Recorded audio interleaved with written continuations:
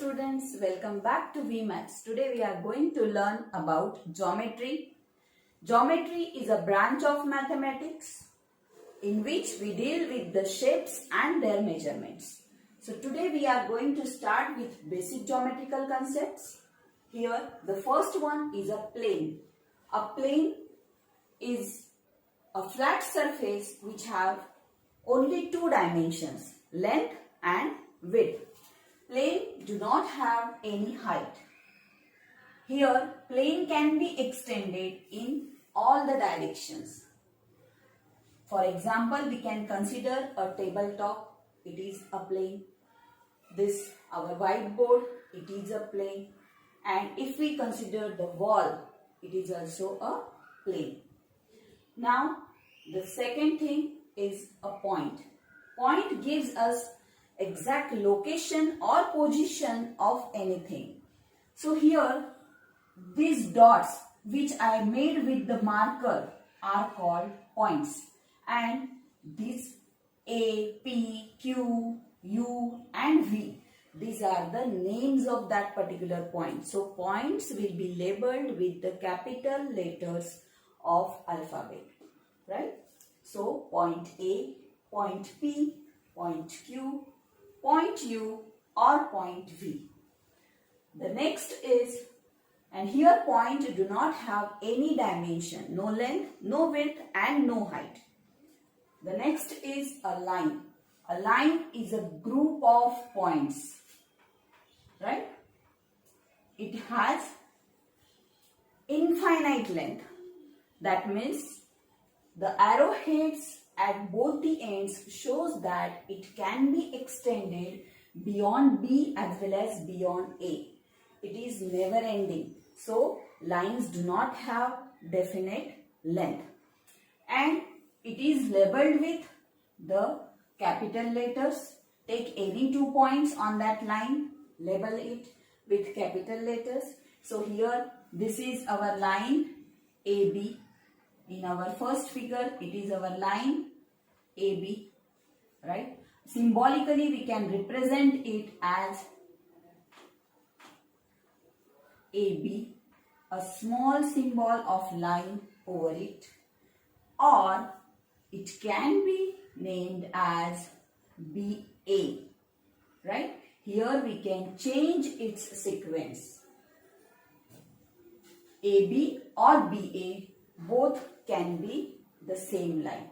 Now, here I have labeled it with a single letter, which is a small letter. So, this is also one way we can label it with the small letter, and it is a line T. And remember, has no definite length. It is a one-dimensional figure having only length. Now, the next is line segment. So, line segment is a part of line. If out of the line, if you take a part of it, it is a line segment, right? A segment of a line. It is a part of a line. And it have end points and no arrowheads. So, end points shows you that it has a definite length. Again, it is a one-dimensional figure, has a definite length, and it is not extendable in both the directions.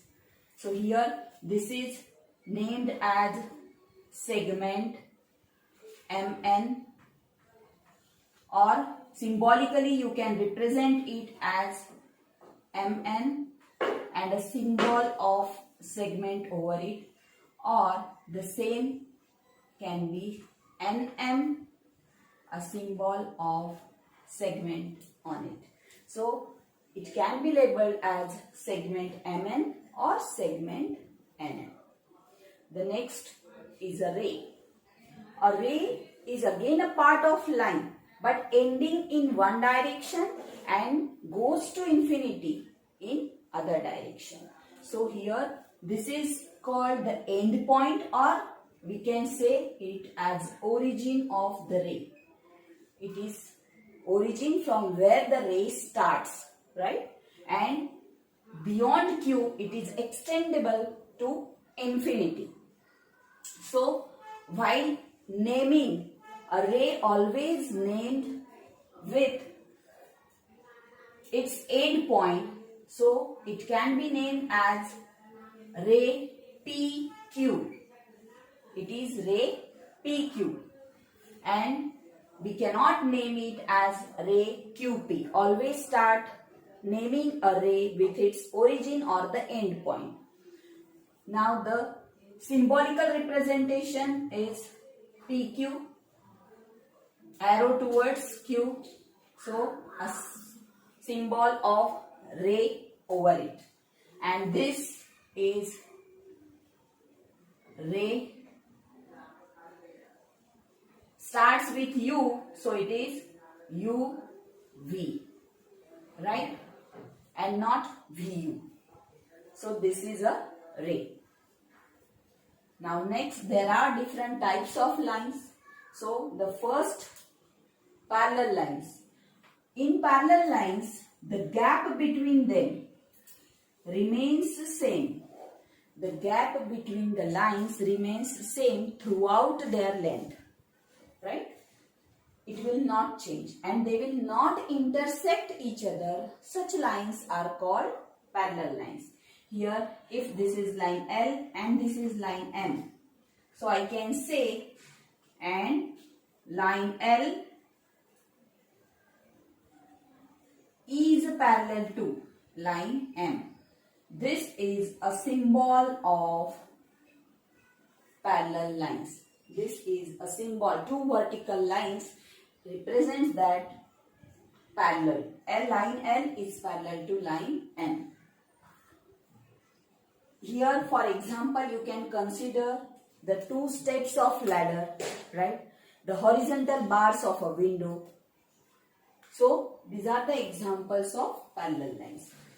Intersecting lines. Intersecting lines,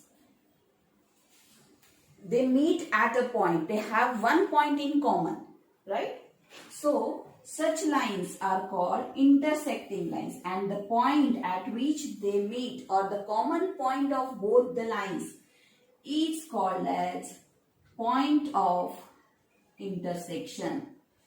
It is called as point of intersection,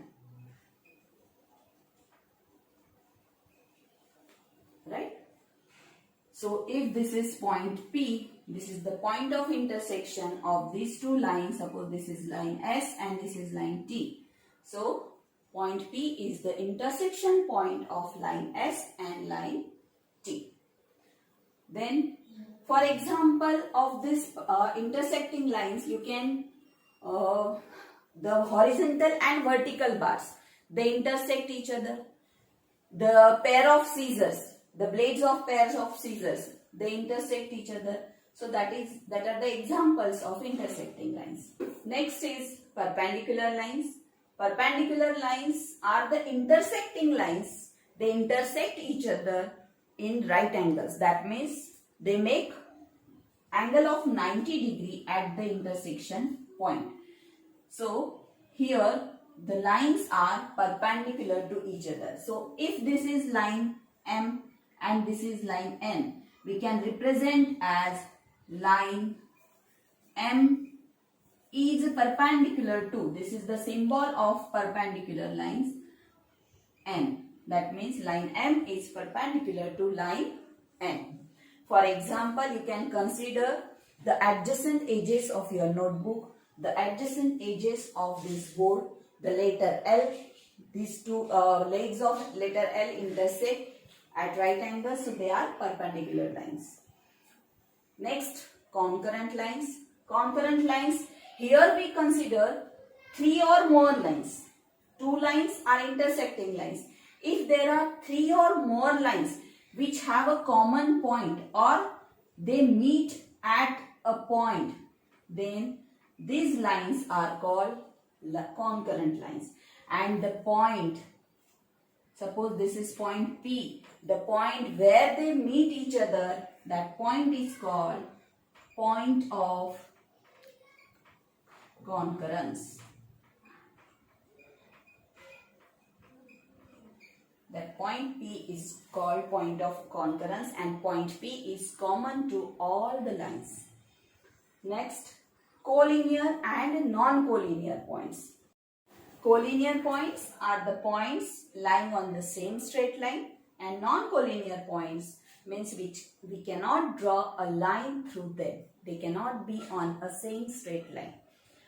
Now here, this geometrical concept, these terms are very useful to learn more about geometry, and in our next video, we will learn some more geometrical concepts. So stay tuned with VMaths. Bye.